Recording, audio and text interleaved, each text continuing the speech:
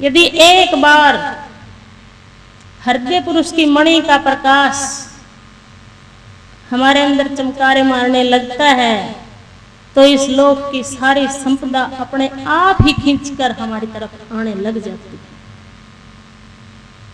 इसीलिए मेरे मालिक हमेशा कहते थे कि मालिक से मालिक को मांग लो, बाकी सब कुछ तो अपने आप ही आ जाएगा।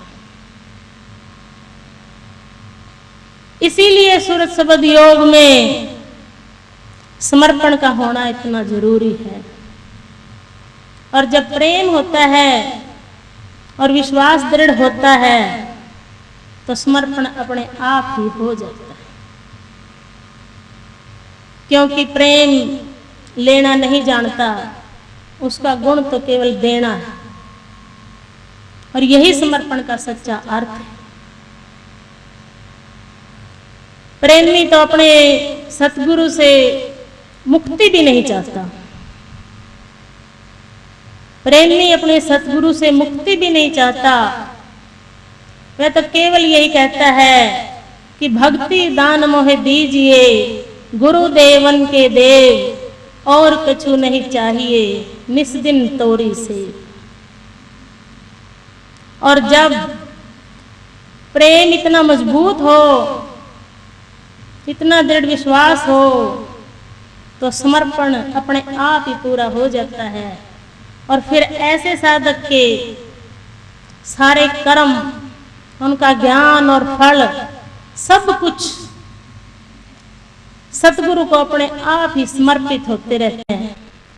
वह बीच में रहता ही नहीं कहीं, उसे कोई दोष ही नहीं, उसकी तो हर सांस सतगुरु के विरह और वियोग को प्रकट करती है। उसका ख्याल और उसकी वृत्ति हर समय सतगुरु चेतना के अंदर समाये रहते हैं। लेकिन प्रेम की ऐसी मजबूती के लिए रहने की मजबूती का होना बहुत जरूरी है। कोई भी शिष्य अपनी या अपने सतगुरु की पहचान अपने कर्मों से ही करवाता है। मेरा तो ये मानना है कि यदि हमें अपने बारे में बोलकर अपने पड़ोसी को बताना पड़ा तो इसका अर्थ है कि हमारी रहनी कमजोर है। हर व्यक्ति का अपने माता पिता के प्रति, परिवार और समाज के प्रति कर्तव्य बनता है।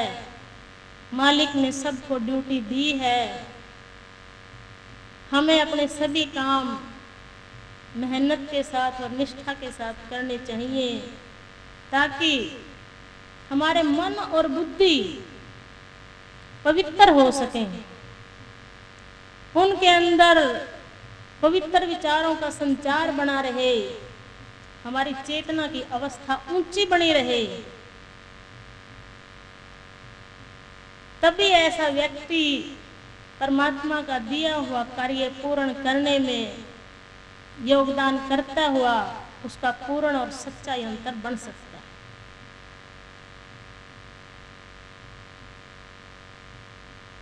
मेरे सतगुरु कहते थे कि राधा स्वामी योग में घरों में सबसे पहली सीढ़ी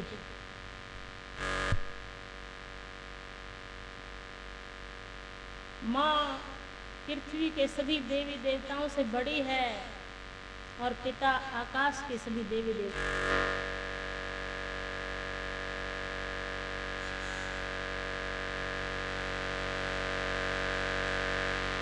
चाहते हो तो अपने माता और पिता की सेवा करनी चाहिए।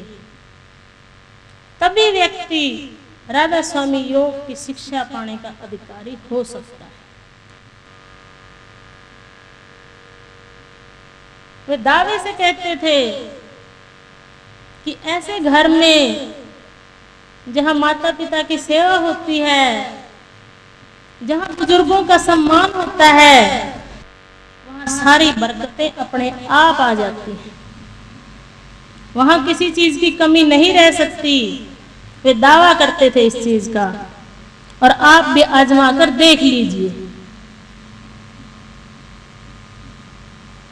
लेकिन यदि घर में माता पिता, सास ससुर भूखे प्यासे बैठे हैं और हम मंदिर में जाकर पत्थर की मूर्तियों के ऊपर पानी या दूध चढ़ाते हैं, या सतगुरु के पास जाकर भेंट चढ़ाते हैं, घर में माता पिता भूखे प्यासे हैं और सतगुरु के पास जाकर भेंट चढ़ाते हैं, तो ऐसे पुरुष महापापी, महाहत्यारे हैं और नरक के अधिकारी हैं। और मैं कहती हूं कि सूरत शब्द योग उनके बस की बात नहीं है।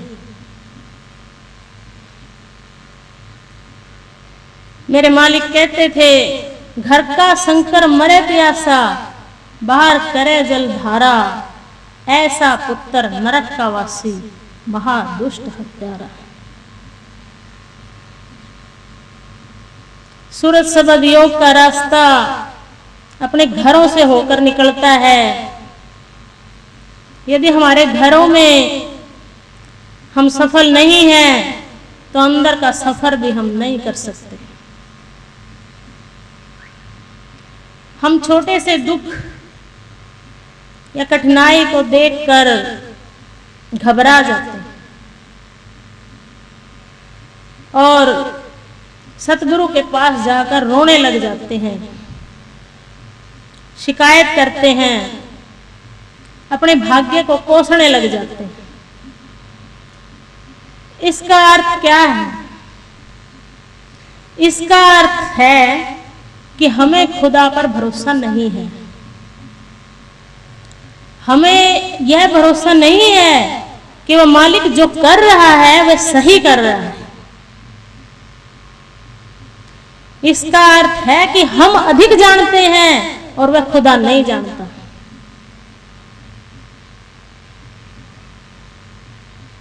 मेरे सतगुरु कहते थे कि हमें मालिक की मौज में खुश रहना चाहिए।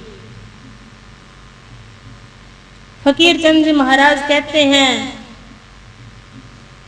कि अपने मन में यह धारणा कर लो, सोच लो, समझ लो, ये निश्चय कर लो कि जो करी है सो भला, कि मालिक जो करेगा वह अच्छा ही करेगा। इससे हमारा लोक भी बन जाएगा और परलोक भी बन जाएगा। लोक अलोक पाऊं सुख धामा, चरण शरण दीजे विश्रामा। लेकिन हमारा मन तो चंचल है और आसानी से विश्वास नहीं ला पाता। फिर फकीर चंद जी महाराज कहते हैं कि मालिक का कोई एक रूप बना लो और उसके शरणागत हो जाओ। लेकिन फिर एक बात और कहते हैं कि लगभग हर प्राणी के मन में चोर है, जिस कारण से वह 100% किसी बात पर भी पूर्ण विश्वास नहीं कर सकता, और यदि कर ले तो उसके भाग्य का क्या कहना। खुदा के पास होने का यकीन मुश्किल से आता है। खुदा के पास होने का यकीन मुश्किल से आता है, बरगना जब खुदा ही पास है तो बेकसी कैसे। दुख और सुख का क्या है सत्संगियों? दुख और सुख तो जब तक ये शरीर है इसका बोध और भान है हमें।